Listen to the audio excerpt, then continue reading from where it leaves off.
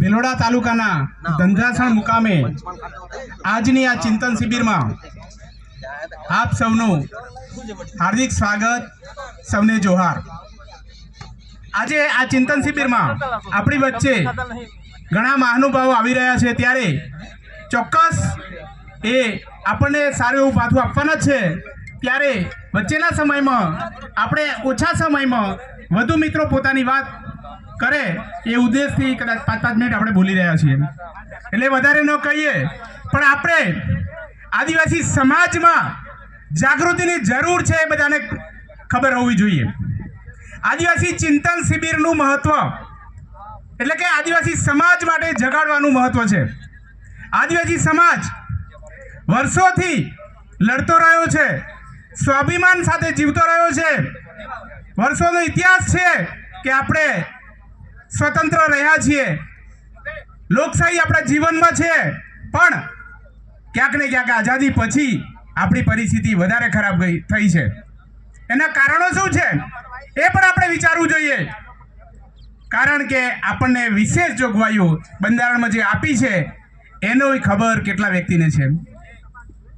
75 વર્ષ થવા આવ્યા, જે ઉજવણી થઈ રહી છે અમૃતકાલ ને ફલાણું ઢીકણું, ત્યારે વિચારવું જોઈએ કે આદિવાસી સમાજ આઝાદી પછી ક્યાં છે।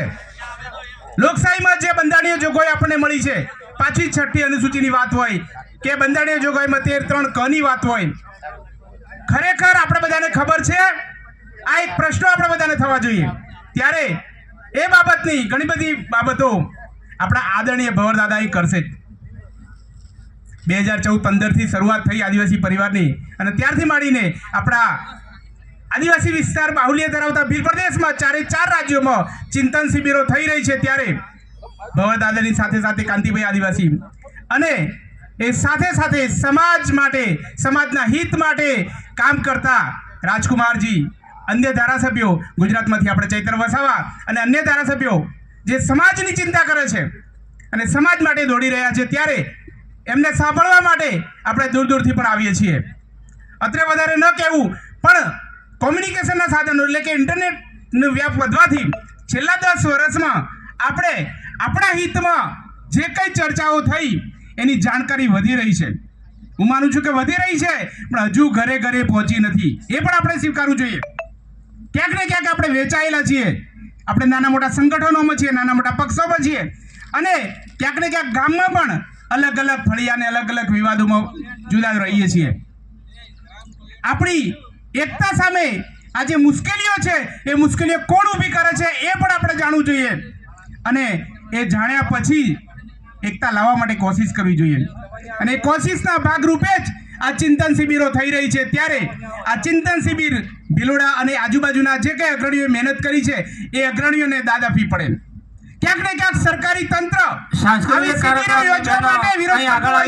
સરકારી તંત્ર ના પાડતું, ખરેખર ભીલ પ્રદેશ અને આદિવાસી વિસ્તારમાં આપણે જે કંઈ કરવું જોઈએ એ કરવાની આપણને છૂટ છે, પણ એ છૂટ ક્યારે હોય આપણે ખરેખર બધા જાણતા હોય। ત્યારે ક્યાંક ને ક્યાંક સરકારી તંત્ર તો હેરાન કરી જ રહ્યું છે, એ વ્યક્તિગત કોઈ વ્યક્તિને હેરાન કરે, સમાજને હેરાન કરે, કે કોઈ ગામના આગેવાનોને પણ હેરાન કરે છે, કારણ કે એ વ્યક્તિઓ સમાજમાં જાગૃતિ કરી રહ્યા છે।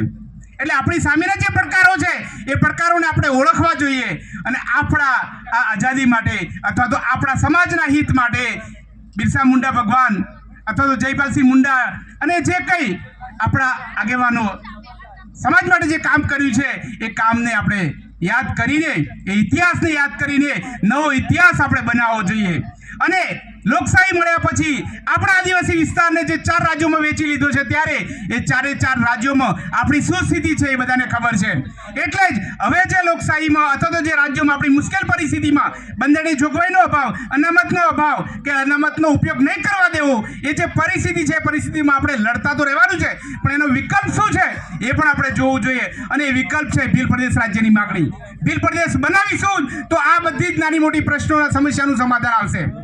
અને એ ભીલ પ્રદેશ બનાવવા માટે બધી જ રાજકીય પક્ષીઓ અથવા બધા જ સામાજિક સંગઠનોને, બધા જ વ્યક્તિઓ એક થવાની જરૂર છે। અને એક થવા માટે આ એક ચિંતન શિબિરો જ આપણને કામ લાગશે। ચિંતન શિબિરોમાં જ પક્ષાપક્ષી છોડીને સમાજના બધા જ વ્યક્તિઓએ આવવું જોઈએ, ભાઈઓ બહેનોએ આવવું જોઈએ, યુવાનોએ આવવું જોઈએ, વડીલોએ આવવું જોઈએ. અને ક્યાંક ને ક્યાંક આજે કોશિશ થઈ રહી છે, કોશિશને આપણે સૌએ બિરદાવવી જોઈએ.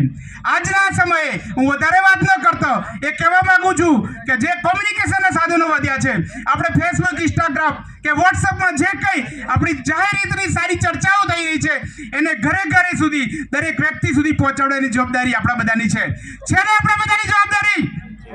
જો ખરેખર યુવાનો આપણા 2-2 કલાક 3-3 કલાક વોટ્સઅપ, ફેસબુક, ઇન્સ્ટાગ્રામમાં આપતા હોય તો એ આપી જ રહ્યા છે, પણ એ